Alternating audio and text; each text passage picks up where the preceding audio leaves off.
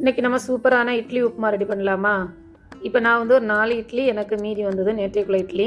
இந்த இட்லியை இந்த மாதிரி நல்லா உதிர்த்து எடுத்துக்கிடுங்க. இந்த அளவுக்கு நல்லா உதிர்த்து எடுத்துக்கிடுங்க. அப்புறமா கடாயை நான் ஸ்டவ்வில் வச்சுருக்கேன். ஹீட்டான உடனே 1 ஸ்பூன் ஆயில் இதில் ஆட் பண்ணலாம்.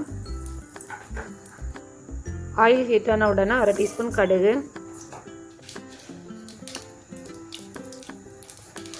1/2 டீஸ்பூன் உளுந்து இதில் ஆட் பண்ணலாம்.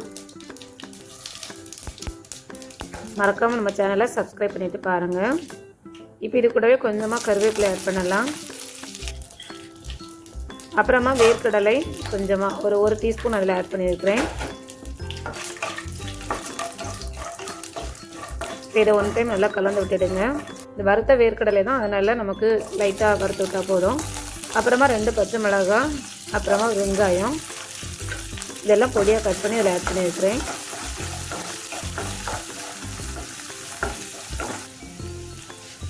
இப்போ இது கூடவே ஒரு 1/4 டீஸ்பூன் மஞ்சள் தூள் ஆட் பண்ணியிருக்கிறேன். அப்புறமா உப்பு தேவைக்கு ஆட் பண்ணிவிடுங்க. நம்ம இட்லிலையும் உப்பு இருக்கும், அதை பார்த்து நீங்கள் உப்பு இதில் ஆட் பண்ணிவிடுங்க. அதுக்கப்புறமா நல்லா கலந்து விடுங்க.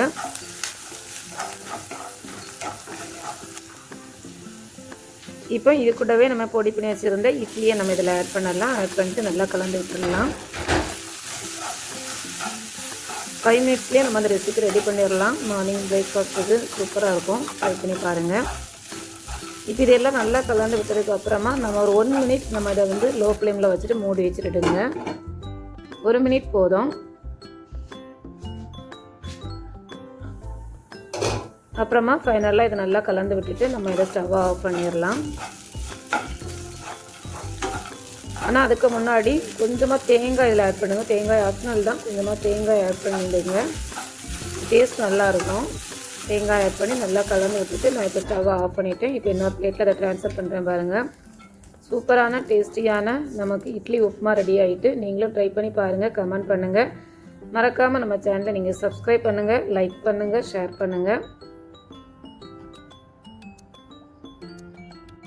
தேங்க்யூ.